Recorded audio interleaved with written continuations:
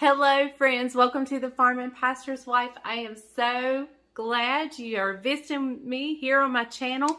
I would love to say please hit subscribe, hit that bell notification, and click the word all so you don't miss anything.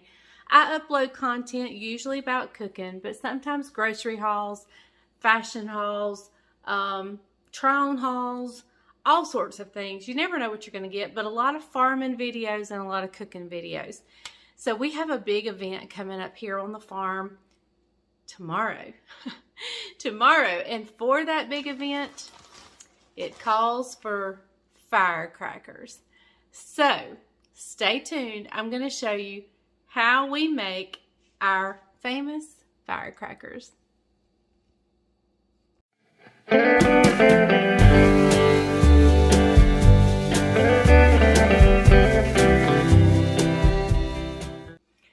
Okay guys, so let me just tell you what the event is going on. We have a community chicken stew, and that's where we cook a chicken stew over in a big cast iron kettle, and we do 80 pounds of chicken, and we cook it outside up at our hay barn.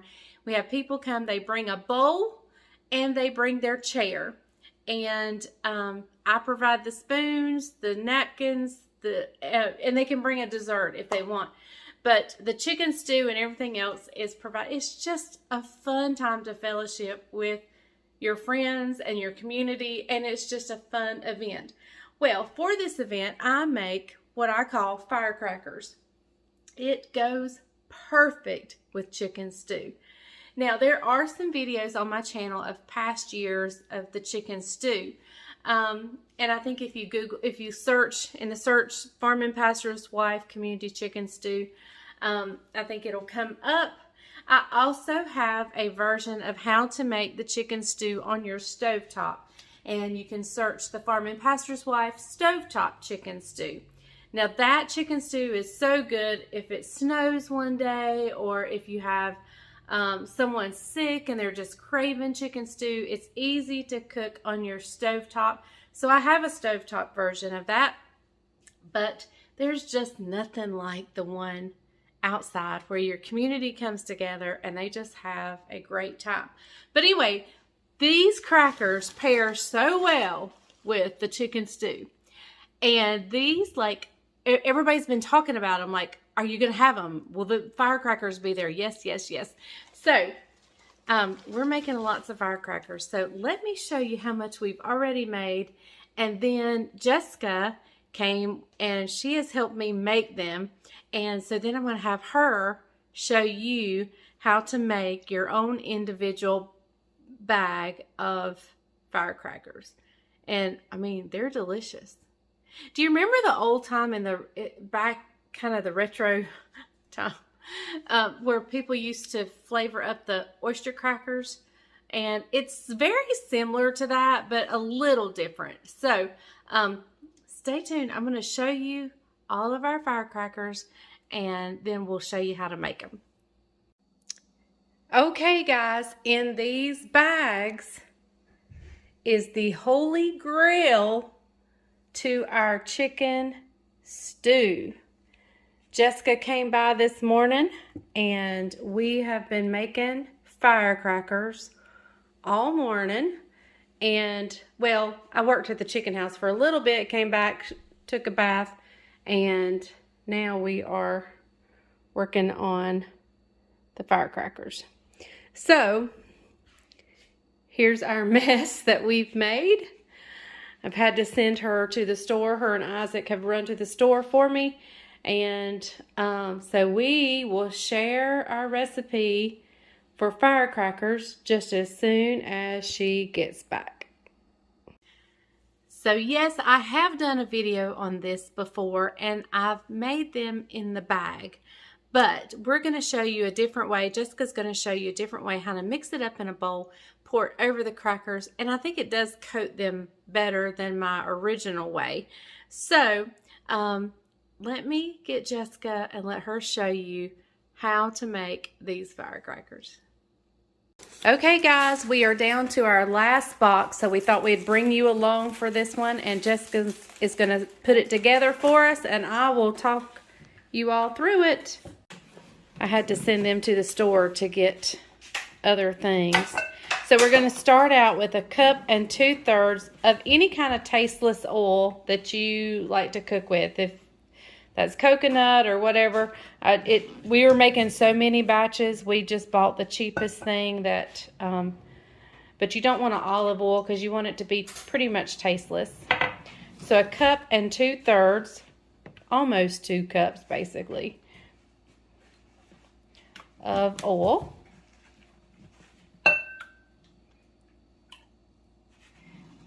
We have made, there's Isaac. We've made, I think it's about 12 batches so far, and I think we're going to stop at 13. Okay, so now we're going in with 1 teaspoon of garlic powder.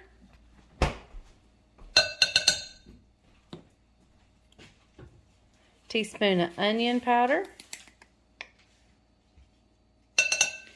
I couldn't have done this without Jess. We cranked out the crackers this morning. She's now going in with 2 tablespoons of crushed red pepper or red pepper flakes. You can do more or less to your taste, depending on how you like it. Oh. We're going in with 1/2 teaspoon of black pepper. Make sure I got all the, my ranch. The important stuff. My ranch. And we do anywhere between 4 to 5 tablespoons of the ranch dressing mix. I think today we've been pretty much doing 4.5. Depends on who makes it. Lizzie's Yeah. could be off a little bit. Is that 4? I think it was 4. Yeah, I just scoop and go. I don't. And then whisk her away.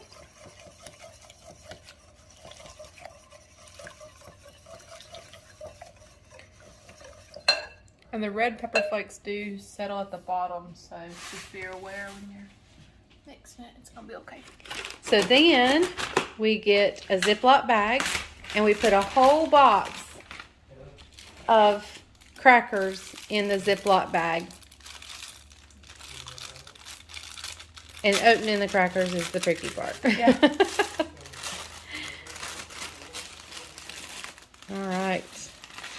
So we just, and you can actually start in the bag and mix this in the bag. In fact, that's the way I normally do it. I mix it in the bag and then I take my hand and squish it all together.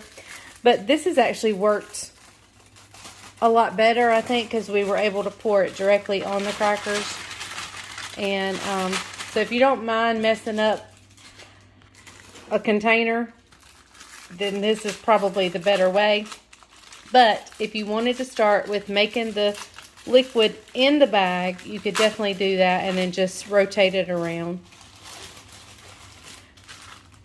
Which we actually come and turn these bags every so many minutes because we want that goodness to be on all the crackers. So we come and rotate about every hour. I'll flip the bags. At first, when it's still really liquidy, I may do it a little more often, but then pretty much every hour we'll just rotate the bag. You want to be sure your bag seals because this is definitely liquid. All right, we're giving it one more whisk to whisk up those red pepper flakes.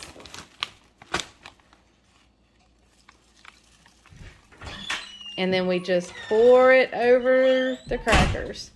And look who's here. What's up, everybody? Yes, we are in chicken stew preparation mode. Make sure it's good and sealed. You do not want to mess. Yeah, because you're turning this bag all sorts of directions, and if it's not sealed, you will have a mess. All done. All done. Shake it up, shake it up, shake it up. That's it. And then you got just come over here and you just lay it down, and then we'll go around and Jess will start now rotating the bags. Oh, she's got. Yeah, go ahead. You need to do that. She's gonna taste one for you. Now they're better if they sit overnight, but I think it looks just as Look good. at that. Just as good.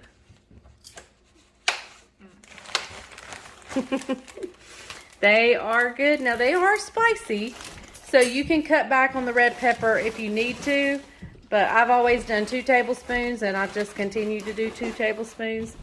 But as you see, she's flipping the bags. And Why do you flip the bag? to keep the stuff coating it, because it'll settle down Like at the this is bottom. settled a little bit right there. Yeah, and Just so you move want it to around. flip it to keep it moving through the crackers. Mm.